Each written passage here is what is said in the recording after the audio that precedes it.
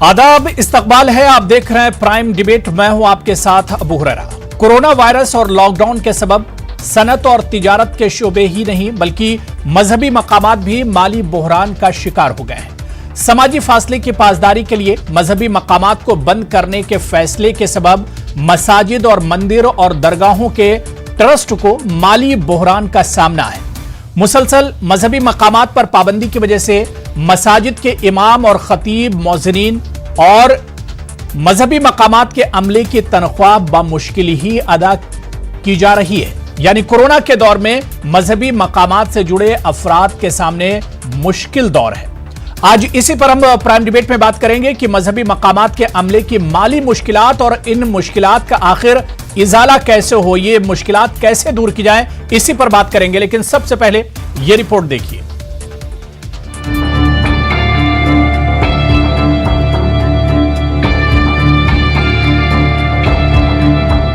Corona virus और lockdown के सबब सनत और तिजारत के शोबे ही नहीं बल्कि मजहबी मकामात भी माली बहरान का शिकार हो गए हैं। समाजी फासले की पासदारी के लिए मजहबी मकामात को बंद करने के फैसले के सबब मसाजिद और मंदिर और दरगाहों के ट्रस्ट को माली बहरान का सामना है। मुसलसल मजहबी मकामात पर पाबंदी की वजह से मसाजिद के इमाम, खतीब और मौज़िनीन और यहाँ के अमले की तनख्वाह बामुश्किल ही अदा की जा रही है। कलील तनख्वाह के बावजूद इसमें निस्फ तनख्वाह ही अदा की जा रही है। इसके साथ ही कई आइम्मा को लॉकडाउन के दौरान तनख्वाह तक नहीं दी गई। ऐसे में वो अपने कुंबे और अहले खाना का गुजर बसर तक नहीं कर पा रहे हैं। इन पर भी माशी बहरान लॉकडाउन के 1 माह के बाद से ही आ गया था। मुंबई की माहिम और हाजी अली दरगाह के ट्रस्टी बताते हैं कि लॉकडाउन के सबब दरगाहों को माशी बदहाली का सामना है। दरगाहों के अखराजात भी पूरा करना अब मुहाल हो गया है क्योंकि दरगाहों पर मुसलसल कोई सरमाया नहीं आता।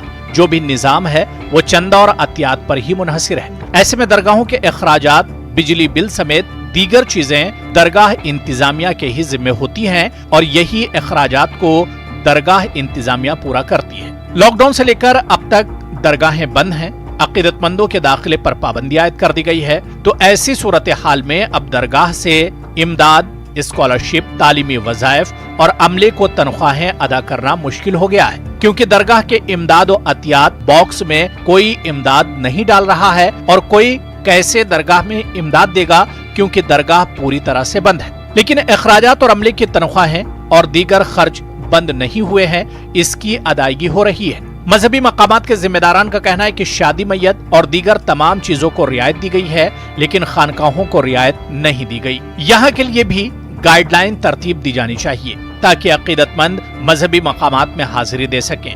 मुल्क भर में कोरोना के सबब मजहबी मकामात पर माली बहरान का असर साफ नजर आ रहा है।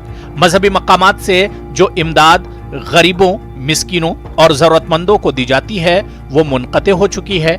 इसी तरह सिद्धिविनायक मंदिर पर भी माशी बहरान साफ नजर आ रहा है। यहाँ प्रसाद समेत फूल फरोशों की दुकानों से 1000 कुंबे का पेट भरता था लेकिन अब इन कुंबों पर फाका कशी की नौबत आ गई है। इसलिए मंदिर के जिम्मेदारान ने भी सरकार से मदद और ताउन का मुतालबा किया है। जब से मुल्क में लॉकडाउन नाफिज हुआ है उस वक्त से ही मसाजिद और मजहबी मकामात माशी तंगदस्ती का शिकार हो गए हैं। यहाँ आने वाले अतियात, इमदाद और चंदा जमा न होने की वजह से मसाजिद के अखराजात बर्दाश्त करना भी अब मुश्किल हो गया है। साथ ही मसाजिद के अमले, इमाम, मौज़िनीन दीगर को तनख्वाह फराहम करना भी इंतजामिया के लिए मुश्किल है क्योंकि कई मसाजिद ऐसी हैं जो सिर्फ अतियात पर ही मुनहसिर है। ऐसी मसाजिद के इमामों और मौज़िनीन समेत अमले की मुआशी हालत खराब है। ऐसे में कई मसाजिद में तो आइम्मा, खादिम और मौज़िनीन को तनख्वाहें दी जा रही हैं लेकिन कई मसाजिद में निस्फ तनख्वाह और कई में तनख्वाह से अमला महरूम है। ऐसे में सरकार को इस जानिब तवज्जो देकर मदद का हाथ बढ़ाना चाहिए और मजहबी मकामात की माली एआनत के साथ गरीबों, मिस्किनों की माली मदद करनी चाहिए। ये सरकार की जिम्मेदारी है। आज पूरे मुल्क के मजहबी मकामात की हालत इंतहाई नागुफ्ताबे है। ऐसे नाजुक वक्त में सरकार को मजहबी मकामात की तरफ भी ध्यान देने की जरूरत है ताकि मजहबी मकामात से जुड़े अमले की भी माली मदद हो सके। Bureau report, news 18 Urdu. तो कोरोना के दौर में मजहबी मकामात के सामने माली दुश्वारियों का सामना है। आखिर इसका इजाला किस तरह से हो, ये किसकी जिम्मेदारी बनती है? लॉकडाउन में जो मजहबी मकामात हैं, इन्होंने सरकार की गाइडलाइन की मुकम्मल पासदारी की है, सरकार की गाइडलाइन पर अमल किया है, लेकिन अब इनके सामने माली दुश्वारियों का सामना है। इनका कोई परमानेंट सोर्स ऑफ इनकम नहीं है, इनका कोई ऐसा जरिया नहीं है जिसके जरिए से इनकी आमदनी हो सके। तमाम सोर्सेज एक तरह से बंद होकर रह गए। मजहबी मकामात की हम बात करते हैं तो अतियात, चंदे और दान पर ही एक तरह से मजहबी मकामात चलते हैं, लेकिन जिस तरह से पिछले 4 महीने से सब कुछ बंद है, 2 महीने तक लॉकडाउन रहा, मजहबी मकामात बंद रहे, तो अब इनकी मुश्किलात का इजाला आखिर कैसे हो? आज इसी को हम प्राइम डिबेट में समझेंगे। बहुत खास मेहमान मेरे साथ जुड़ गए हैं। बहुत जल्दी अपने मेहमानों का आपसे तारुफ करा देता हूं। मेरे साथ के रहमान खान साहब साबिक मरकजी वजीर हैं बराए अक़लियती उमूर। के रहमान खान साहब, आपका बहुत इस्तकबाल है। सैयद सरवर चिश्ती साहब गद्दी नशीन और खादिम हैं अजमेर दरगाह के, वो भी मेरे साथ जुड़े हुए हैं। मौलाना नौशाद आलम कासमी साहब स्टेट वाइस प्रेसिडेंट हैं ऑल इंडिया मिल्ली काउंसिल कर्नाटका से मेरे साथ जुड़े हुए हैं। वी राजेंद्र नंदन दास जी जो कि को डायरेक्टर हैं इस्कॉन कम्युनिकेशन के, वो भी मेरे साथ जुड़े हुए हैं। और सुहेल खंडवानी जी ट्रस्टी हैं हाजी अली दरगाह के, वो भी इस डिबेट का हिस्सा है। सभी मेहमानों का बहुत इस्तकबाल है न्यूज़ 18 उर्दू में। मैं सबसे पहले के रहमान खान साहब आपसे मैं शुरुआत करना चाहूंगा कि मुल्क मुश्किल दौर से गुजर रहा है, कोरोना का खतरा रोज बरोज बढ़ता जा रहा है, और ऐसे में मुश्किलात मजहबी मकामात के जो जिम्मेदारान हैं, जो इससे जुड़े हुए हैं, उनके सामने माली मुश्किलात हैं। के रहमान खान साहब,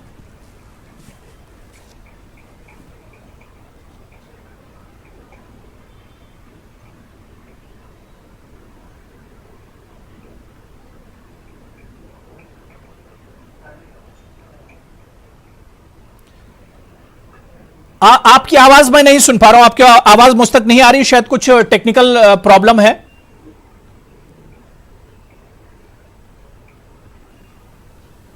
अब आ रही है? जी जी जी, मैं अब सुन पा रहा हूं। कंटिन्यू कीजिए सर। जी जी जी, बिल्कुल मेरी बिल्कुल आवाज आ रही है? जी जी सर, कंटिन्यू कीजिए। अच्छा, देखिए, कोरोना वायरस की तरफ से मुल्क में हर तबके के लोग इससे मुतासिर हुए हैं। चाहे गरीब हो, चाहे मालदार हो, चाहे सन्नतकार हो, चाहे मसाजिद हो, चाहे दरगाहें हो, हर लोग इसके शिकार हुए हैं। मगर आज सवाल जो है, जैसा कि आपने कहा, मैंने ये पहले बिगिनिंग में जब लॉकडाउन हुआ था तो और ये तब मैंने एक अपील की थी आवाम से, जो मसाजिद में जाते थे, जो चंदा देते थे मसाजिद को, वो देना कंटिन्यू करें, अब बंद नहीं करें, भेज दें मसाजिद को, वरना इमाम और मुतवल्ली, इमाम और मौज़ुन के तनखे देना बहुत ही मुश्किल होगा, और उनको कोई ज़राए नहीं। और इसी तरह से दरगाहें भी वहाँ के इंतजामिया को मुश्किल आ रही है, मगर सबसे ज्यादा मुश्किल उन लोगों को आ रही है जो छोटे मसाजिद हैं, उनके पास कोई माली इमदाद के लिए कोई जरिया नहीं है, जो चंदे पर ही चलते हैं, इनके लिए तो बहुत ही मुश्किल आई है। और थोड़े जो इंस्टीट्यूशन है, बड़े बड़े इंस्टीट्यूशन, मैं समझता है कि चाहे तिरुपति टेम्पल हो, चाहे सिद्धि निवायका हो, या और दूसरे अजमेर शरीफ के दरगाहें हो, इसमें ये बहुत बड़े दरगाह हैं। मैं आज उनको माली बहरान होता होगा, मगर उनको चाहिए था कि ऐसे मौकों के लिए रिजर्व कर रखें। जैसा कि आज तिरुपति को हम लेते हैं, तिरुपति की मंदिर के, उनके पास 10,000 करोड़ रुपए रिजर्व हैं, मगर फिर भी उनका यह है कि वो खोले जाएं, वो उसमें से हम नहीं टच करेंगे। तो इसलिए ये खासकर मसाजिद और मंदिर जिनकी आमदनी कोई के जराए नहीं है, उनके लिए बहुत मुश्किल है। इसलिए औकाफ बोर्ड, हमारे औकाफ हैं, उनको सामने आना चाहिए, क्योंकि ये सब औकाफ के अंडर आते हैं। मसाजिद हो, छोटे मस्जिद हो या बड़ी मस्जिद हो, औकाफ के अंदर आते हैं। तो ऐसे क्राइसिस में मैं कहीं भी नजर आ रहे हैं कि औकाफ बोर्ड इसमें कोई दिलचस्पी दिखाई है, उनकी जिम्मेदारी है। इसी तरह से मुजराई डिपार्टमेंट है गवर्नमेंट के, जो हिंदू टेम्पल्स की निगरानी करता है, उसकी भी इस पर जिम्मेदारी है कि इस मौके पर छोटे छोटे टेम्पल जिनकी आमदनी चंदे से होती थी, स्थिति नहीं आ रही है, उनके लिए भी मदद फराहम करें। अब थोड़े जगह मौजिन और इमामों को अब फर्ज कीजिए कर्नाटक में पेंशन दी जा रही है, कुछ बहुत ज्यादा नहीं फिर भी दी जा रही है, मगर दूसरे स्टेट्स में ये नहीं है। तो मैं ये मानता हूं कि माली बहरान इन तमाम इदारों को हो रहा है, मगर इसका मतलब ये नहीं है कि इंसान की जान अहम है। अब इसमें अगर लॉकडाउन में अगर या परमिशन दे भी दे जायरीन को जाने का, तो डिसिप्लिन नहीं रहेगा। जिस तरह से जाएंगे उसमें अंदाजा है कि ये मरीज फैलेगा। अब जिस तरह से कोरोना सारे मुल्क को छाया हुआ है, ये डर खौफ का ये माहौल पैदा हुआ है, इसमें अगर प्रेयर जो हमारे मसाजिद हैं, दरगाह हैं, अब इनको खोलने का परमिशन दिया जाए, तो उससे जो कोरोना वायरस के मुतासिर है उनको कैसा बचाया जाए। जो जायरीन जाते हैं उनको अगर वायरस बिल्कुल, यानी एक तरफ खतरा है और दूसरी तरफ ये परेशानी। मानता मजहबी मकामात को अगर खोल दिया जाए तो शायद ये परेशानी कम हो जाएगी, लेकिन दूसरी तरफ कोरोना का भी खतरा है। मैं वीर राजेंद्र नंदन दास जी आपके पास आना चाहूंगा। दास जी, सर क्या लगता है मस्जिदों के सामने, दरगाहों के सामने मसला है, और जो मंदिर के जो ट्रस्ट है, मंदिर का जो एडमिनिस्ट्रेशन है, जो इंतजामिया है, जो अमला है, उसके सामने भी बहुत परेशानियां हैं। लेकिन एक सोच है लोगों में कि जो बड़े मंदिर हैं, बड़े जो दरगाह हैं, बड़ी जो मस्जिदें हैं, उनके सामने शायद परेशानियां कम हो। परेशानियां तो अपने अपने लेवल पे हर जगह है जी। जो बड़े मंदिर उनकी बड़ी परेशानी, जो छोटे मंदिर छोटी परेशानी। परेशान तो सब लोग हैं, है नहीं? इस संसार में जितने लोग हैं सब परेशान हैं, मंदिर भी उसी तरह से परेशान है। इस परेशानी में भी जैसे इस्कॉन ने लॉकडाउन के समय, आप सबकी जानकारी के लिए, कि इस्कॉन के 73 केंद्रों के द्वारा, इस्कॉन इंडिया के 73 केंद्रों के द्वारा लगभग 7 करोड़ प्लेट्स का वितरण किया गया। डेली हम लोग प्रचार खिलाया, प्रसाद भगवान के उसका भोग लगाया। तो कहने का मतलब है कि निश्चित रूप से हम बच्चों के लिए, युवाओं के लिए हम लोगों ने ऑनलाइन व्यवस्था की थी, उनका मानसिक तनाव दूर करने के लिए। तो उस पर हम लोग बहुत काम किए लॉकडाउन में, इस्कॉन में। और परेशानियां तो हैं, लेकिन इन परेशानियों से कैसे निजात मिले, इसको तो हमें भी सोचना पड़ेगा सब। बिल्कुल, लेकिन दास जी, जिस मानसिक मर्ज की आप बात कर रहे हैं कि उस पर काम कर रहे हैं, लेकिन जब सामने खाने के लिए कुछ नहीं होगा, माली परेशानियां होंगी, 2 वक्त का खाना नहीं होगा, तो मानसिक जो परेशानियां वो तो ऐसे ही बढ़ जाएंगी। यहाँ पर मसला माली मदद का है। इसीलिए खाने के लिए इस्कॉन ने, आप पता है, सिर्फ दिल्ली में हम लोग 5 लाख लोगों को, गरीबों को हम डेली खिलाते थे। इसके लिए इस्कॉन को जो है वर्ल्ड ऑफ रिकॉर्ड में इसको स्थान भी मिला गया। डेली खिलाते थे। अब पूरे इंडिया में अभी तक हम लोग 7 करोड़ लोगों को खिला चुके हैं, ये आप जानें। और अन्नामृत के द्वारा, फूड फॉर लाइफ के द्वारा इस्कॉन जो है, जो मिड डे मील के तहत हमारे यहाँ आते थे जी, स्कूलों में हम मिड डे मील चलाते थे, क्योंकि स्कूल बंद थे, तो हम लोग उन केंद्रों, स्कूल को अथॉरिटी को दे देते थे, वो घर में कच्चा अनाज पहुंचाते थे जी। तो इस्कॉन तो पूरी तरह से लगा हुआ, क्योंकि हमारे इस्कॉन के जो फाउंडर आचार्य हैं, एसी भक्तिवेदांत स्वामी प्रभुपाद जी, उनकी इच्छा थी कि इस्कॉन के किसी भी केंद्र से 8 मील की दूरी पे कोई भूखा नहीं रहना चाहिए, और इस्कॉन ऐसा कर रहा है हमेशा। लॉकडाउन में तो हम लोगों ने बहुत भोजन वितरण किया। बिल्कुल, लॉकडाउन में हालात काफी ज्यादा खराब हुए और जो मुश्किल में था उसके लिए मुश्किलात और ज्यादा एक तरह से बढ़ती गई हैं। मैं सरवर चिश्ती साहब आपके पास आना चाहूंगा। सरवर चिश्ती साहब, क्योंकि परेशानियां सबके सामने है, लेकिन अजमेर दरगाह जिसकी अपनी एक अलग खुसूसियत है, पूरे हिंदुस्तान और दुनिया भर के जो जायरीन और अकीदतमंद हैं वो अजमेर दरगाह में आते हैं, नजराने अकीदत पेश करते हैं, और करोड़ों में एक तरह से वहां पर नजराना आता है, अतियात आते हैं, चंदा आता है। क्या इस बड़े दरगाह के सामने भी परेशानियां हैं?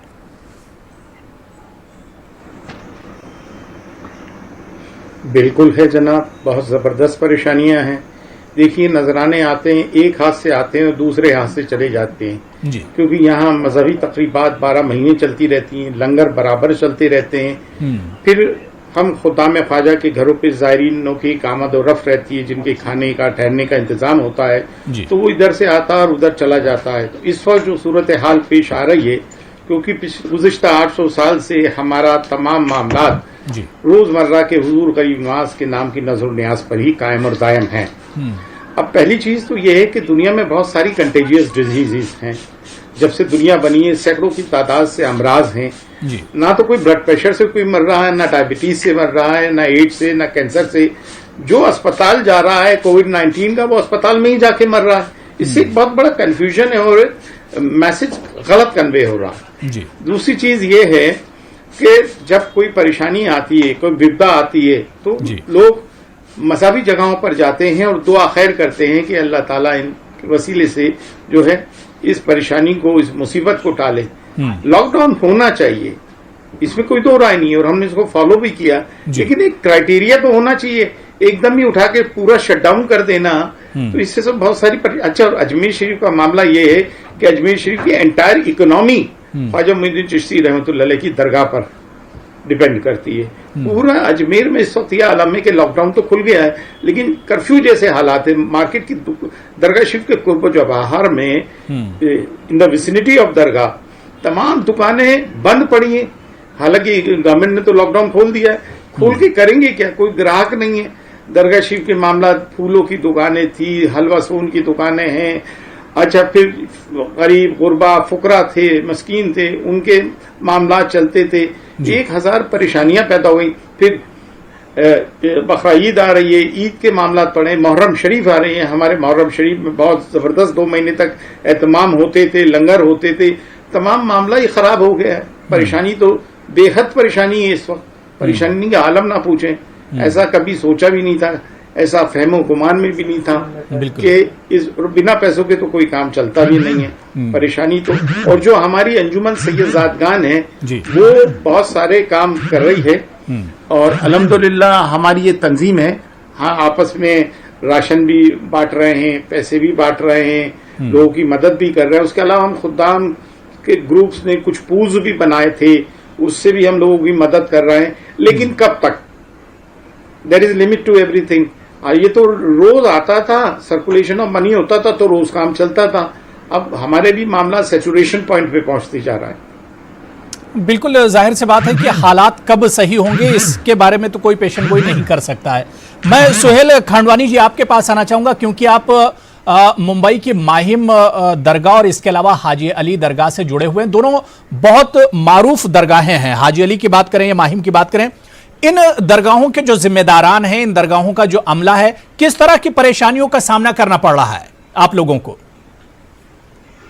देखिए, माहिम दरगाह जो है वो एक ISO सर्टिफाइड दरगाह है। ये पहला दरगाह था जो दुनिया में जिसको ISO सर्टिफिकेशन मिला 2007 में जी। और इसमें हमने एक कॉर्पोरेट कल्चर उसमें महदूद किया अंदर।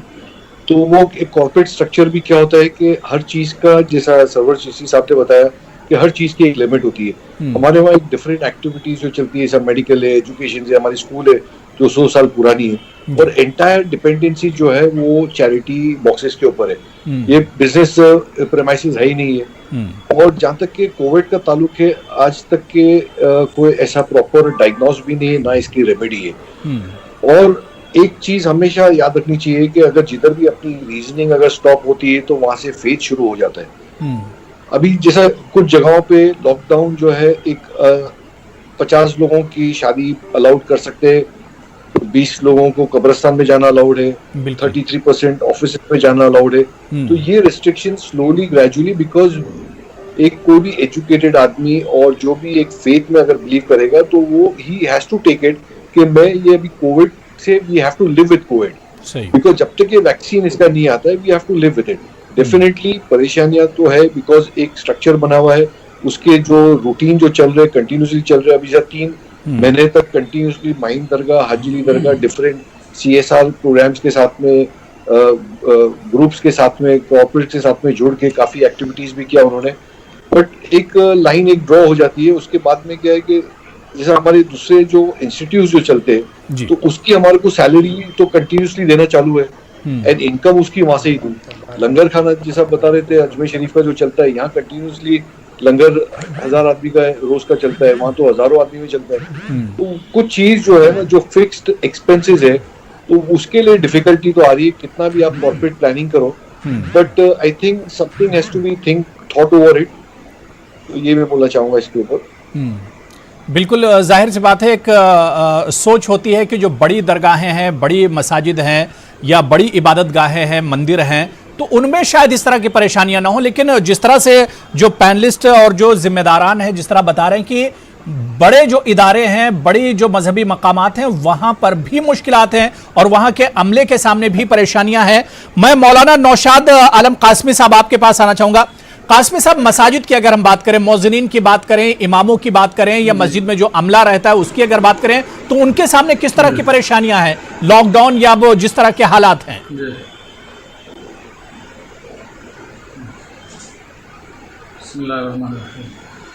देखिए, कोरोना वायरस की वजह से मसाजिद मदारिस से नहीं बल्कि पूरा मुल्क, छोटा बड़ा, अमीर गरीब, हिंदू मुस्लिम सब मुतासिर हैं।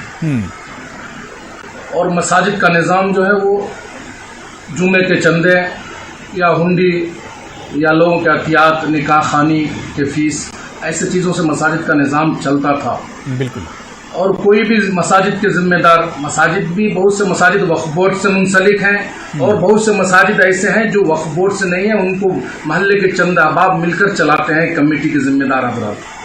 तो जो वक्फ बोर्ड से है वो तो कुछ न कुछ थोड़ा बहुत वो इमाम मौज़िन को हेल्प हो रहा है, लेकिन जो मसाजिद वक्फ बोर्ड से मुंसलिक नहीं है, लोगों के चंदे एहतियात से होते हैं, वो चलते हैं जी। तो लॉकडाउन के 2 महीने 3 महीने तक जिम्मेदार अहबाब ने और खैर खां लोगों ने उस मसाजिद के ज़िम्मेदार के इमाम मौज़िन को अतियात और उनके तनख्वाहों का नज़्म किया।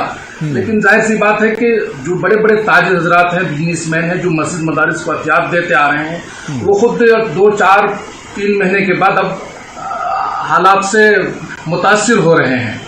तो ऐसे वक्त में जाहिर सी बात है इमाम मौज़िन साहब के तनख्वाहों का मसला ज़रूर है, मगर चूंकि तवक्कुल का मसला है, ये लोग अल्लाह पर तवक्कुल करने वाले इमाम मौज़िन अल्लाह पर तवक्कुल की, अल्लाह इसे भूखा नहीं रखता, इंशाअल्लाह हमारा अकीदा है ये।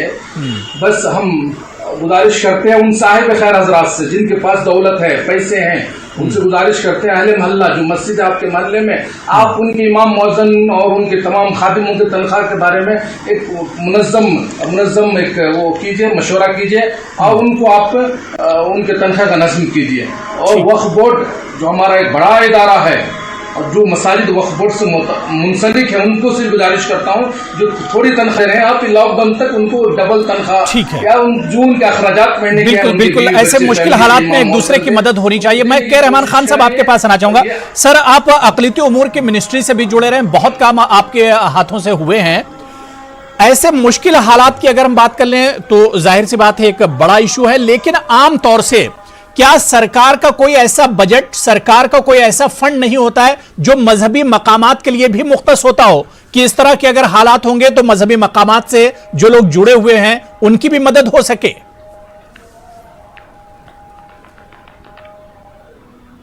देखिए, जो हालात हुए हैं ना हुकूमत उसको कोई तसव्वुर कर सकती थी, ना अवाम तसव्वुर कर सकते थे। ये एक पेंडेमिक है, किसी को उसका ये नहीं है, इसका असर हुकूमतों पे भी पड़ा है। यानी कि मसाजिद और मंदिर जो भी हो जी, वो एक निज़ाम के तहत चलते हैं। जैसा कि वक्फ बोर्ड है, उनके कहने के पहले तो पहले ये था कि हम हुकूमत किसी भी तरह से मसाजिद और मंदिरों में दखल अंदाजी नहीं करना चाहिए, वो पहले होता है। बिल्कुल, क्योंकि अगर कभी कोई एड भी देना है तो लोग उसे कतराते थे कि हम कैसा लेंगे, हुकूमत से हमारे कंट्रोल में आ जाएगी, इस तरह के शुकूक थे पहले लोगों को। बिल्कुल, अब हुकूमत के पास ये सिर्फ मस्जिदों मंदिरों की देखभाल के लिए नहीं, हर शोबे में, सेहत के शोबे में आज हम सब देख रहे हैं, इसका तस्वीर भी हम नहीं कर सकते थे। ये है तो हुकूमत के पास कोई ऐसा निज़ाम नहीं है। जो पहले एक ही निज़ाम है कि वो जो मसाजिद के पास आमदनी नहीं थी उनके लिए इमाम और मौज़िन की तनख्वाह का इंतजाम हुकूमत ने, कुछ हुकूमतों ने, मैं ये नहीं कहता गैर हुकूमत की है, कुछ स्टेट गवर्नमेंट की सुप्रीम कोर्ट की हिदायत के बाद ये दे रहे हैं। वो छोड़कर हुकूमत के पास कोई ऐसा, जैसा कि जनरल आम आवाम को करते हैं, ये भी वही जुमरे में आते हैं कि मौज़िन हो, इमाम हो और कोई भी मस्जिद के जिम्मेदार हो, वो भी आवाम के इसमें आ जाते हैं। तो हुकूमत के पास कोई ऐसा शोभा नहीं है, कोई फंड नहीं है कि इस तरह के जो हालात हो जाएंगे तो क्या करना चाहिए, मदद करना है। मैं नहीं समझता हुकूमत के पास कोई ऐसा है।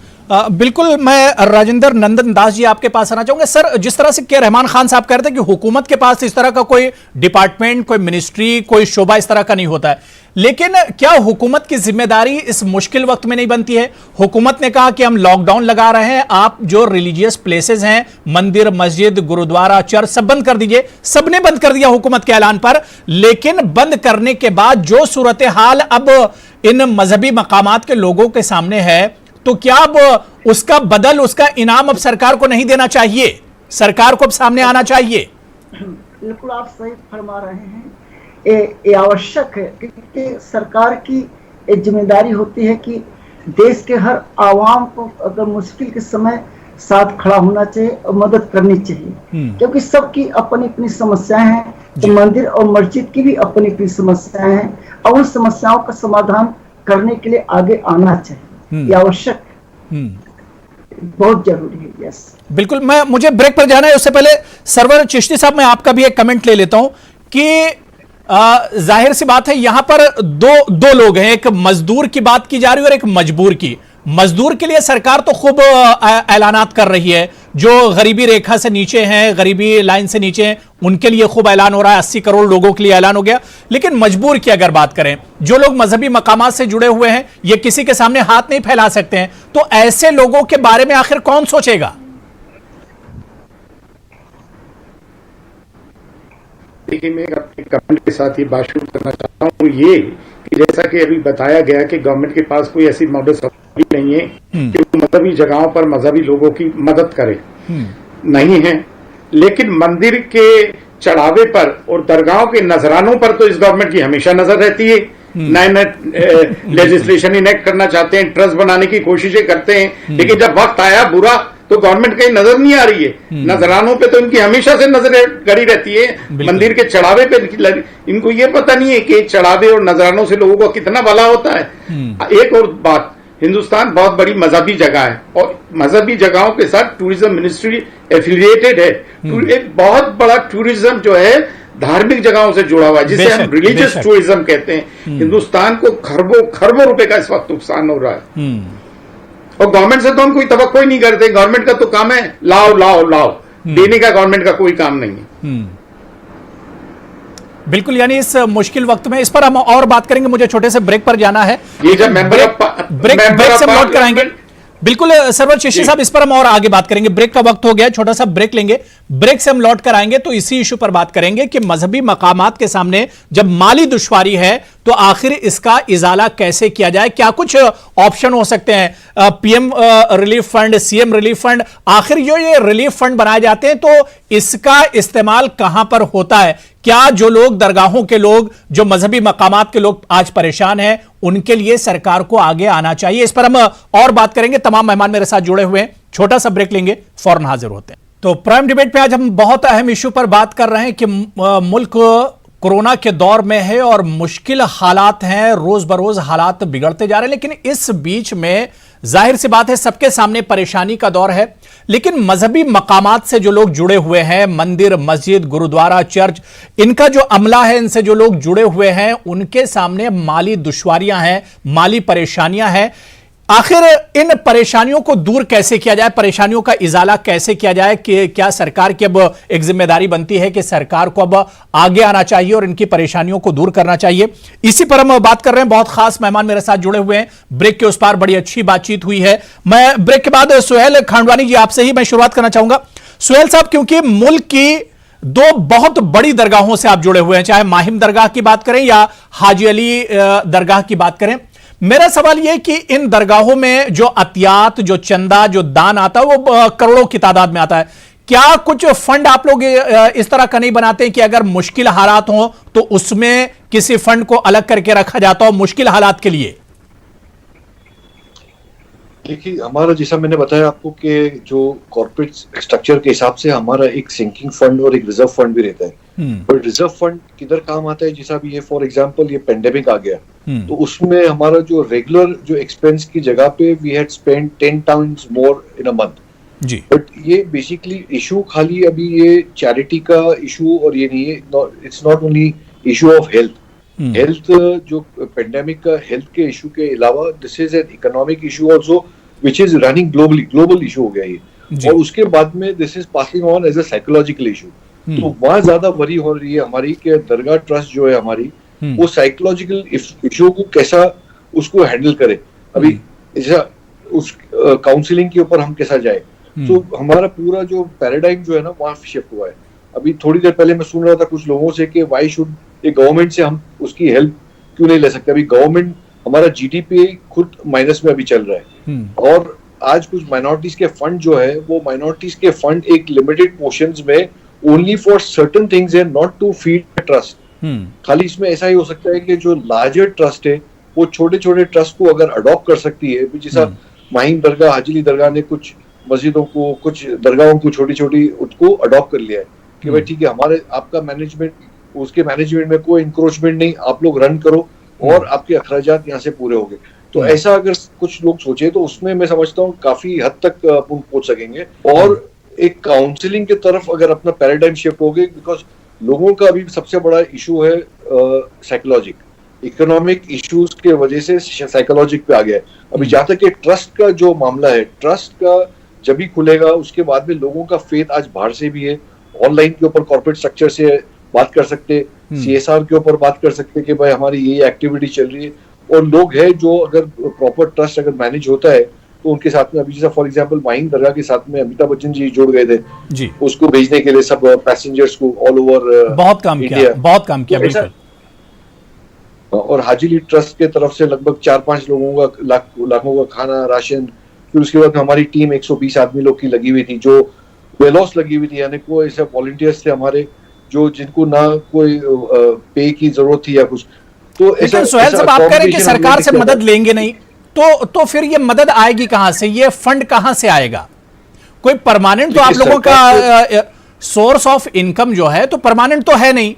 चीजें रुक गई, दरगाहें बंद हो गई, चीजें रुक गई तो वो फंड भी रुक गया, वो सोर्स भी रुक गया।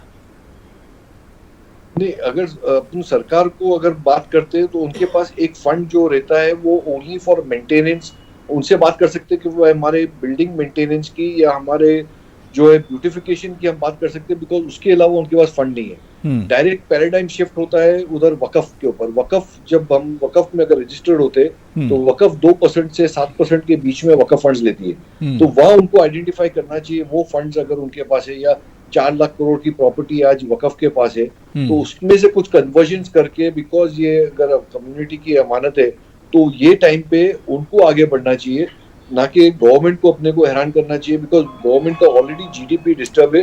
वक्फ बोर्ड का तो देखिए अपना एक अलग मसला है और तमाम रियासतों में वक्फ बोर्ड है भी नहीं। कहीं पर वक्फ बोर्ड है तो उनकी बॉडी नहीं है या वक्फ बोर्ड काम नहीं कर रहा है, कहीं पर वक्फ बोर्ड के चेयरमैन नहीं। तो वक्फ बोर्ड के साथ अपने बहुत से मसाइल हैं।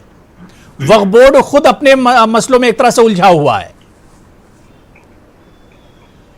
बोर्ड ऑफ कोर्स वो उनके काफी इश्यूज है, बोर्ड नहीं बनते और काफी इश्यूज है वहाँ के इंटरनल। बट मैं चाहता था कि जो बड़े ट्रस्ट है वो छोटे छोटे ट्रस्ट को जितना अडॉप्ट कर सकती है, बट उसका भी एक टाइम पीरियड होता है।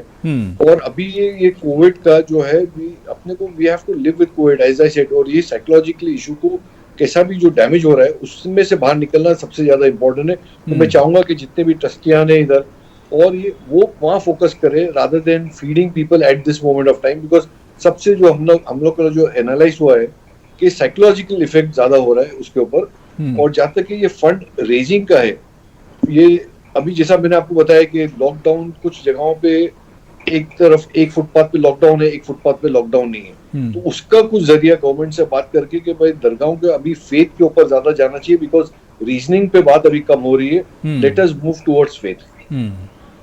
बिल्कुल, सरकार को चाहिए कि अब इसके लिए भी कोई एक गाइडलाइन तरतीब दी जाए और जो दरगाहें हैं, जो मजहबी मकामात हैं, उसे किस तरह से खोला जाए ताकि वहां पर अकीदतमंदों की रसाई हो सके।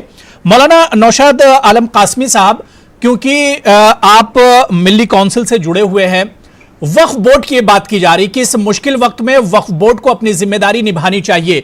मस्जिदों की अगर हम बात करें, जो अमला है, इमाम है, मौज़िनीन है, खतीब हैं, इनके लिए वक्फ बोर्ड कुछ कर सकती है। जाहिर सी बात है वक्फ बोर्ड भी कहीं ना कहीं सरकार से जुड़ा हुआ होता है। तो क्या आपको लगता है कि इस मुश्किल वक्त में वक्फ बोर्ड को सामने आना चाहिए?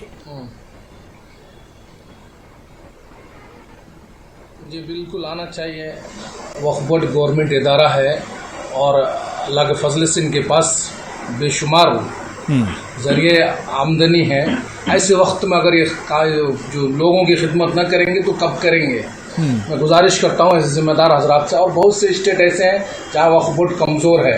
मैं कर्नाटक बेंगलोर की बात करूँ, अल्लाह के फजल से हमारा वक्फ बोर्ड यहाँ बहुत मजबूत है और बहुत सारे ज़राए हैं इनके पास। ऐसे वक्त में खुलकर सामने आनी चाहिए इनको, और इन इमाम मुअज्जिन को जो थोड़े तनख्वाह दे रहे हैं, जिनसे इनका गुजारा नहीं हो सकता, इनको तनख्वाह में इजाफा करनी चाहिए। और जो दूसरी मसाजिद भी है, अगर ये वक्ती तौर पर एक मशवरा करके उनको भी अडप्ट कर लें, उनको भी अपने ज़िम्मा लेकर इनको मदद करें ऐसे वक्त पर, तो इंशाअल्लाह यह औक़ाफ़ अभी और तरक्की करेगा, अल्लाह इसमें बरकत अता फरमाएगा। तो ये वक्फ बोर्ड की जिम्मेदारी है और उन पर उनकी जिम्मेदारी बनती है अखलाकन भी, और ये हज़रत रसूलुल्लाह सल्लल्लाहु अलैहि वसल्लम की तालीमात भी है। ऐसे वक्तों में हम सामने आएँ, लोगों की खिदमत करें। और जो जिम्मेदार जो मसाजिद वक्फ बोर्ड से मुंसलिक नहीं है, जैसा कि पहले बताया ट्रस्ट है या जो भी चीज़ें, ये सब लोगों के एहतियात से, चंदे से, लोगों के जो लोग उनको देते हैं मस्जिद में जुमा को या दूसरे अयाम में, इनसे मसाजिद मदारिस चलते हैं। और 3-4 महीने से मसाजिद बंद हैं। मदारिस का दारोमदार तवक्कुल अल्लाह पर है, लेकिन जरिया आमदनी मदारिस के चंदे होते हैं जो रमज़ान में हुआ करते थे, ज़कात सदक़ात के। तो रमज़ान में इस वक्त तो लॉकडाउन की वजह से मदारिस को बिल्कुल भी एहतियात और चंदा नहीं मिले। अभी चरम कुर्बानी, बकरीद का मसला आ रहा, जो कुर्बानी की चमड़े थे, पहले से इसकी कीमत नहीं थी। अगर इसकी कीमत रहती भी तो ये हालात की वजह से कुर्बानी में दुश्वारियाँ हो रही हैं, लोग पैसे नहीं है लोगों के पास, इसलिए ज़्यादा से ज़्यादा कुर्बानी देने के लिए परेशानी मुतासिर हैं वो लोग, इसलिए मदारिस के जो ज़रिए थे वो महदूद हो गए। तो मैं ऐसे लोगों से, वक्फ से और जो साहिब सरवत हैं, इनसे फिर गुजारिश करता हूँ ऐसे वक्त में सामने आए और मदारिस मसाजिद को अपने हाथ में लें, इनके मुअज्जिन इमाम को, क्योंकि ये इस्लाम के बिल्कुल मुश्किल हालात में लोगों को अब निकल कर आना होगा और सरकार को भी अब देखना होगा। के रहमान खान साहब, क्योंकि जो बड़े इदारे हैं, बड़े जो मजहबी मकामात हैं जो बहुत मारूफ हैं, बहुत फेमस हैं, चाहे हम अजमेर की बात करें या इसी तरह से जो बड़ी दरगाहें हाजी अली या माहिम की बात करें, बड़े जो मंदिर हैं, सिद्धि विनायक मंदिर की बात करें, इसी तरह से दूसरे जो मंदिर हैं उनकी बात करें, मसला छोटे जो मसाजिद हैं, छोटी जो दरगाहें हैं, छोटे जो मंदिर हैं जिनका कोई बहुत ज्यादा नाम नहीं है, यहां का जो अमला है, असल मुश्किल उसके सामने है। मुश्किलात जो हैं, जो छोटी दरगाहें हैं उनमें जो अमला रहता है, जिनकी तनख्वाहें भी बहुत कम रहती हैं, जहां पर अतियात और चंदा भी बहुत कम आता है या सिर्फ अतियात और चंदे पर ही वो चलती हैं, तो उनके सामने बहुत बड़ा मसला है।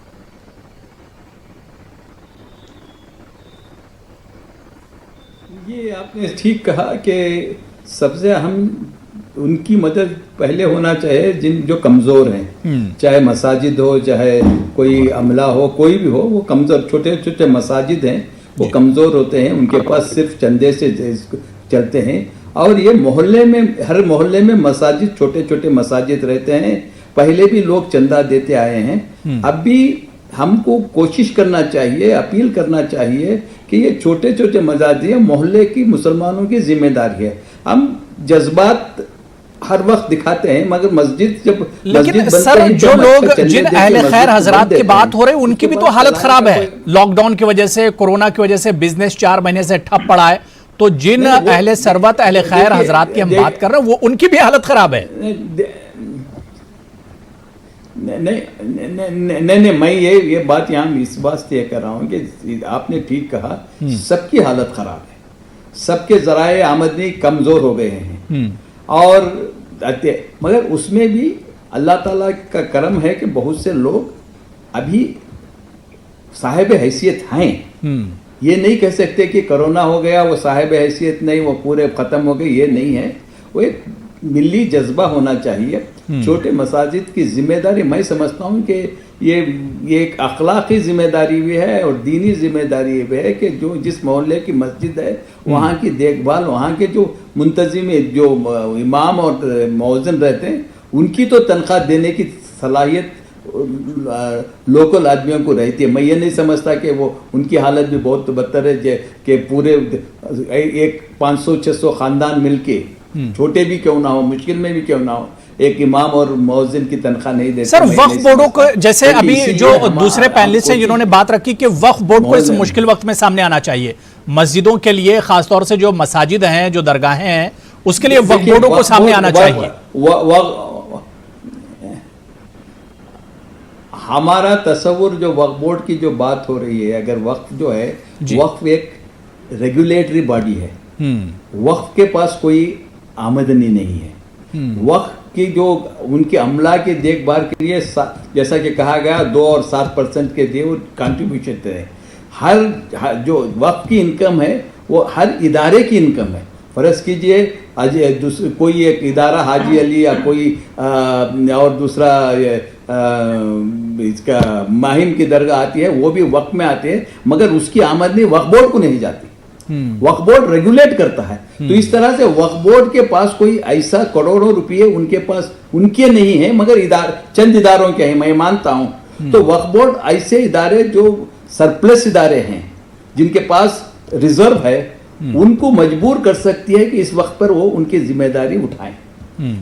क्योंकि वो जो इदारे जिनके पास रिजर्व फंड है, ज्यादा आमदनी है, आज भी चंदे किराए के जरिए से आमदनी है, किराए कम हुए होंगे मगर किराए आते हैं, तो जो उनके पास सरप्लस, ऐसा नहीं कि सरप्लस इदारे भी हैं, डिफिसिट इदारे भी हैं। सरप्लस इदारों को वक्फ बोर्ड एक अपना पावर इस्तेमाल करके सरप्लस इदारे, ये जो छोटे इदारे हैं, उनकी देखभाल की जिम्मेदारी उनको देना चाहिए। इसी तरह से वक्फ बोर्ड अपना रोल अदा कर सकता है। इस तरह एक बता कि वक्फ बोर्ड के पास कोई उनका रिजर्व फंड नहीं, करोड़ों के उनके पास नहीं, वो करोड़ों के प्रॉपर्टी अलग अलग औकाफ के हैं, ये ना कि वक्फ बोर्ड के। बिल्कुल। मैं राजेंद्र नंदन दास जी आपके पास आना चाहूंगा। सर, ब्रेक पर जाने से पहले जो मैंने एक बात कही थी कि पीएम रिलीफ फंड और सीएम रिलीफ फंड, इस तरह के फंड बनाए गए और तकरीबन तमाम स्टेट में बनाए गए, और सेंटर में पीएम रिलीफ फंड जिसमें अरबों खरबों का एक तरह से चंदा आता है, फंड आता है। क्या जो लोग इस तरह के लोग हैं जो रिलीजियस प्लेसेस से जुड़े हुए हैं, मजहबी मकामात से जुड़े हुए हैं, उनकी मुश्किल में सरकार को मदद देनी चाहिए, इन फंड का इस्तेमाल करना चाहिए उसमें? बिल्कुल करना चाहिए, क्योंकि संस्था के साथ काफी लोग जुड़े रहते हैं। यहाँ वर्कर है, काम है, स्टाफ है, पूरा काम करता है, तो उनकी भी जिम्मेदारी होती है, उनको देना चाहिए। ये बहुत ही आवश्यक है, बहुत ही आवश्यक है। उनके बारे में कोई सोचना चाहिए, जैसे कि ये बहुत ही आवश्यक है, सोचना चाहिए इसके बारे में। बिल्कुल। सर, एक मसला और है कि अब मंदिरों में खास तौर से हम देख रहे हैं, दरगाहों की हम बात कर लें कि ऑनलाइन पूजा शुरू हो गई है। अकीदतमंद ऑनलाइन इंटरनेट खोला और मोबाइल के ऊपर या नेट के ऊपर उन्होंने एक तरह से पूजा कर लेते हैं। क्या इसका असर भी आने वाले दिनों में मंदिरों पर और जो दरगाहें उस पर भी पड़ेगा?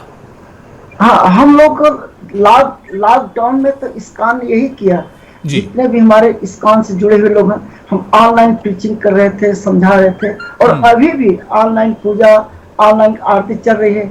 यहाँ तक कि इस्कॉन तो पूरे वर्ल्ड में हमारी संस्था है, तो जो मीटिंग्स होती हैं, अब ऑनलाइन मीटिंग शुरू हुई। अब इस मीटिंग में क्या है, पैसे की बचत है कि ट्रांसपोर्ट की जो खर्चा हम लोग आते जाते थे यहाँ से वहाँ, वो बचत हो रही है। तो कुछ इस पर हम लोग ध्यान दे रहे हैं कि इससे बचत भी हो, जरूरी है। तो ऑनलाइन से फायदा, लेकिन जब तक लोग आ करके भगवान का दर्शन नहीं करते, उनको उनकी आत्मा को तृप्ति नहीं मिलती। लेकिन सर, अगर दर्शन करने के लिए लोग जो अकीदतमंद है, अगर मंदिर नहीं जाएंगे, दरगाहों में नहीं जाएंगे, तो जो दान वो देते थे, जो चंदा वो देते थे, जो अतिया वो देते थे, वो भी, उसका सिलसिला भी एक तरह से रुका रहेगा और रुक जाएगा सिलसिला? रुका हुआ है। देखो, लॉकडाउन में बिल्कुल रुक गया है। अब लॉकडाउन में तो एक कहीं चढ़ावा कुछ आया ही नहीं। और जब अब इस्कॉन एक चैरिटेबल ट्रस्ट है, जब चैरिटी जब चंदा ही नहीं आएगा तो हम लोग चलेंगे कैसे, चल कैसे? बिल्कुल। सरवर चिश्ती साहब, मैं आपके पास आना चाहूंगा। सरवर चिश्ती साहब, दो इशू हैं। एक तो मैं कहीं पर खबर पढ़ रहा था कि कुछ अकीदतमंद थे, उन्हें अजमेर की जियारत करनी थी, उन्होंने ऑनलाइन जियारत एक तरह से कर ली। एक सिलसिला ये शुरू हुआ था सोशल डिस्टेंसिंग को लेकर लॉकडाउन में और कोरोना के वक्त, ये एक सिलसिला चल रहा है। दूसरी बात जो हम वक्फ बोर्ड की कर रहे थे, सर क्या आज वक्फ बोर्ड का अगर एक मुनज्जम सिस्टम होता मुसलमानों में खास तौर से, तो जो ये परेशानी आई थी, ये मुश्किलात शायद नहीं होती अगर एक मुनज्जम सिस्टम होता मुसलमानों के पास?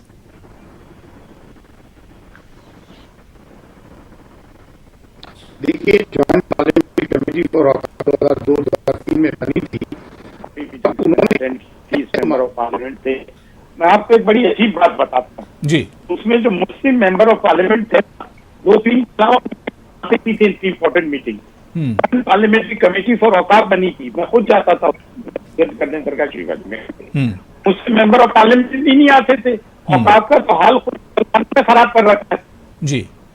दरगाह कमेटी हुई, मस्जिद कमेटी हुई, औकाफ हुई, ये तो बेचारे यतीम खाने बना दिए, जबकि हमारे लाखों करोड़ों की प्रॉपर्टी है। बिलखुसूस हरियाणा और पंजाब का औकाफ is worth billion of dollar. Delhi का बहुत बड़ा औकाफ है हमारा। यहाँ तक कहा जाता है कि इंदिरा गांधी इंटरनेशनल एयरपोर्ट तक औकाफ की प्रॉपर्टी पे बना हुआ है। तो ये तो औकाफ का तो हमारे खुद लोगों ने बेड़ा गर्क करके रख रखा है, जबकि औकाफ चाहता तो बहुत कुछ कर सकता था। दूसरी बात, मैं आपको हमारी दरगाह का एक नेचर समझा देता हूँ जी। देखिए, हम स्टूडेंट स्कॉलरशिप, विडो पेंशन, सब में बड़ी बात तो मजहबी तकरीबात में लंगर वगैरह बहुत होता है, और हम काफी मस्जिदों को और मदारिस को अहले सुन्नत वल जमात के हथियार देते हैं, चंदे देते हैं। और दूसरी सब में बड़ी बात यह है कि हम ज़कात नहीं लेते हैं, खैरात नहीं लेते हैं, सदका नहीं लेते हैं, फितरा नहीं लेते हैं, क्योंकि एक बहुत बड़ा रेवेन्यू होता है मुसलमानों में विदिन मुस्लिम कम्युनिटी, ज़कात, खैरात, सदका, फितरा। तो इन चीजों से हम गुरेज करते हैं अल्हम्दुलिल्लाह, क्योंकि आले नबी औलाद अली जिगर गोशे रसूल का आस्थाना है और हम लोग साथ हैं। हम सिर्फ और सिर्फ नजर न्याज से ही रहते हैं। तो वो जो नजर न्याज एकदम से बंद हुई है, तो उससे एक बहुत बड़ी जबरदस्त किस्म की परेशानी हो गई है।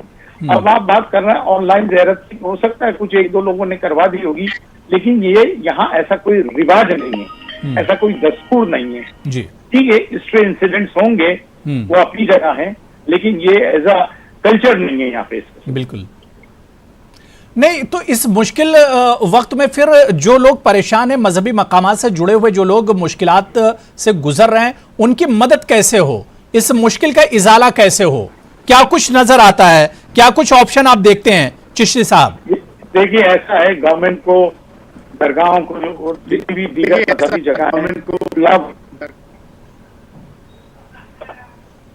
जी डिस्टेंसिंग के साथ ही या किसी भी तरह से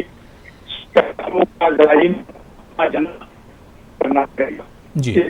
कुछ मुझे लग रहा है शायद कुछ प्रॉब्लम आ रही है, आपकी आवाज बहुत कट रही है। मैं दोबारा से आपके पास आऊंगा। मैं सुहेल खंडवानी जी आपके पास आऊंगा। सुहेल खंडवानी साहब, इस मसले का फिर हल क्या है? जो मसला मजहबी मकामात के सामने है, दरगाहों, मंदिर, मस्जिद जो इनके सामने, जो अमला इनसे जुड़ा हुआ है, तो इसका हल कैसे निकलेगा, क्या आप देखते हैं? देखिए, इसमें गवर्नमेंट को हम रिक्वेस्ट कर सकते हैं कि डायरेक्टली अगर फंड्स नहीं देंगे, लेकिन उसके अलावा जब ये पेंडेमिक अभी शॉर्टली, अगर जो लोग फेथ से जुड़े हुए उनको तो पूरा यकीन है कि भाई ये पेंडेमिक जो है वो शॉर्टली जाएगा, तो लोग जो फेथ से जुड़े हुए उनका अकीदा है वो दरगाहों पे तो आएंगे ही। उसके अलावा अगर ये टूरिज्म के ऊपर और उस दूसरी जगहों पे अगर इकोनॉमिक कंडीशंस की अगर बढ़ाते तो इनडायरेक्टली हमारे को यहाँ हेल्प आ जाती है ऑटोमेटिकली, बिकॉज पब्लिक यहाँ विजिट करेंगे और लोगों में उत्साह आएंगे कि हम लोगों की हेल्प करें थ्रू ऐसे ऑर्गेनाइजेशन जो तकलीफ में हमारे साथ में रहे। तो एक लॉन्ग रन की मैं बात कर रहा हूँ, शॉर्ट विजन तो होना ही नहीं चाहिए कोई चीज का, बिकॉज गवर्नमेंट के भी काफी रेस्ट्रिक्शंस है, उनकी खुद की कंडीशंस जैसी इकोनॉमिक कंडीशंस के डायरेक्टली उनसे हेल्प लेना एक बड़ा क्वेश्चन मार्क है।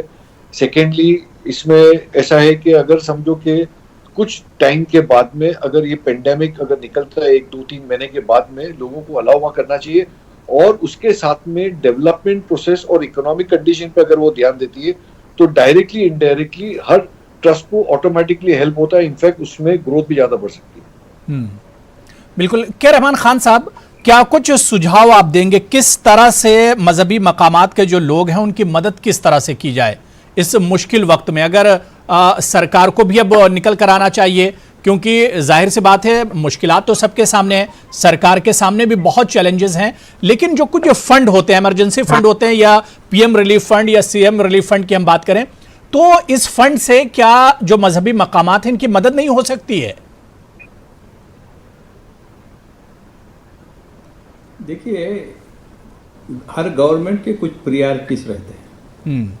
आज गवर्नमेंट के सामने मंदिर हो, मस्जिद हो या और कोई मकामात की जो नजर ज़ियारत करते हैं उसका अहम मसला नहीं। गवर्नमेंट के सामने फर्स्ट प्रायोरिटी है कि पेंडेमिक को कैसा कंट्रोल किया जाए, हॉस्पिटल्स, हेल्थ फैसिलिटीज कैसा दिया जाए, यह पहली प्रायोरिटी गवर्नमेंट के पास है। जैसा कि गरीबों जहां जो मुतासिर हुए हैं वो गरीब हैं, चाहे दरगाह से जुड़े हों, चाहे मंदिर से जुड़े हो, चाहे दूसरे से जुड़े हो, वो उस जुमरे में आते हैं जो गवर्नमेंट ने रिलीफ अनाउंस किया है, चाहे राशन के लिहाज से या कुछ लिहाज से जो रिलीफ, जो बहुत से कम दर्जे के लोग हैं जो बहुत ही मुश्किल में हैं, उनके लिए कहीं ना कहीं इंतजाम हो रहा है। गवर्नमेंट की रिलीफ में भी उनका हिस्सा हो सकता है। और जहां तक एडमिनिस्ट्रेशन और दूसरे जो काम का है उसमें गवर्नमेंट सिर्फ मंदिरों मस्जिदों तो है, तो इससे और ज्यादा प्रायोरिटी, इससे ज्यादा प्रायोरिटीज के गवर्नमेंट के पास मजबूरियां हैं। तो यहाँ मजबूरी है गवर्नमेंट के पास। गवर्नमेंट का इंटेंशन मैं नहीं समझता कि ये नहीं होना कि किसी को हेल्प नहीं चाहिए, पर गवर्नमेंट की भी लिमिटेशन है, उनकी मजबूरी है। नहीं, लेकिन क्या रहमान खान साहब, आज जो मजहबी मकामात के सामने परेशानी है, इन्होंने एक तरह से सरकार का जो ऑर्डर था, सरकार का जो हुक्म था, उसकी तामील की है। अब क्या सरकार की जिम्मेदारी नहीं बनती है? इसे माना जा सकता है कि सरकार के सामने चैलेंजेस बहुत हैं, लेकिन क्या सरकार की जिम्मेदारी नहीं बनती है कि इस मुश्किल वक्त में सामने आए? नहीं, आप ये बताइए कि हर आदमी, अब एक छोटे से छोटा ताजिर भी मुतासिर हुआ है। क्या सरकार, हर आदमी मुतासिर हुआ है ना, तो सरकार क्या करेगी? मैं ये बात नहीं कर, सरकार को हम जिम्मेदार, सरकार हमारी है, सरकार को हम जिम्मेदार ठहराते हैं। तो किस आज लोग के, आवाम के सामने क्या परेशानी है कि लोग मर रहे हैं, हॉस्पिटल्स फैसिलिटीज नहीं है, क्या वो प्रायोरिटी है? क्या ये जो मुश्किल है दरगाहों की, मसाजिद की, मंदिरों की, इसमें कोई दो राय नहीं है। तो इसलिए जो अकीदतमंद है उनके ऊपर भी जिम्मेदारी आती है ना, कि वो इस मुश्किल के वक्त पे वो आगे आए। ये नहीं समझे कि हर अकीदतमंद इफेक्ट हुआ है इसलिए वो नहीं आएंगे, सरकार आएगी। सरकार भी इफेक्ट हुई है इससे। तो रहमान खान साहब, जब ये तमाम इदारे खुले होते तो अकीदतमंद तो तभी आते मदद के लिए। ये तमाम इदारे, इन तमाम इदारों के दरवाजे खुले होते तो अकीदतमंद आते, दान पेटी में डालते, चंदा देते, लेकिन तमाम चीजें जब बंद हैं और सामने नजर नहीं आ रहा है कि ये चीजें खुलेंगी कब। देखिए, जैसा कि आप बात हुई, यानी कि इस वक्त पर देखिए हर मसाजिद हो, दरगाह हो या और कोई बड़ी हो छोटी हो, उसके कुछ अकीदतमंद रहते हैं, वो रेगुलर आते हैं, चंदा देते हैं। दो किस्म के अकीदतमंद रहते हैं, एक जो जैसा कि कभी भी आ जाते हैं, कभी आ जाते हैं, कई रेगुलर भी आने वाले हैं। और इन दरगाहों के पास उनके एड्रेसेस और उनके पूरे मकामात के ये सब रहते हैं। तो इसलिए ये कोशिश करना चाहिए, ऐसा खामोश बैठने से कुछ नहीं होगा। तो इनको भी, इंतजामिया को भी कोशिश करना लोकल लेवल पे, नहीं, बिल्कुल इस मुश्किल वक्त में सरकार को तो सामने आना ही चाहिए और अहले खैर हजरात को भी सोचना चाहिए कि जब मजहबी मकामात के दरवाजे बंद हैं, ऐसे में इन दरवाजों के पीछे जो अमला है, जो लोग हैं, उनकी मदद कैसे की जाए जो मुश्किल दौर से गुजर रहे हैं। इसके लिए अहले खैर हजरात को भी सोचना चाहिए और सरकार को भी सोचना चाहिए कि इन लोगों की भी मदद कैसे हो। बहुत बहुत शुक्रिया के रहमान खान साहब मेरे साथ जुड़ने के लिए। राजेंद्र नंदन दास जी, सुहेल खंडवानी जी, सैयद सरवर चिश्ती साहब, आपका भी बहुत बहुत शुक्रिया, और मौलाना नौशाद आलम कासमी साहब, सभी का बहुत बहुत शुक्रिया प्राइम डिबेट में जुड़ने के लिए और अपना कीमती वक्त देने के लिए। आदाब।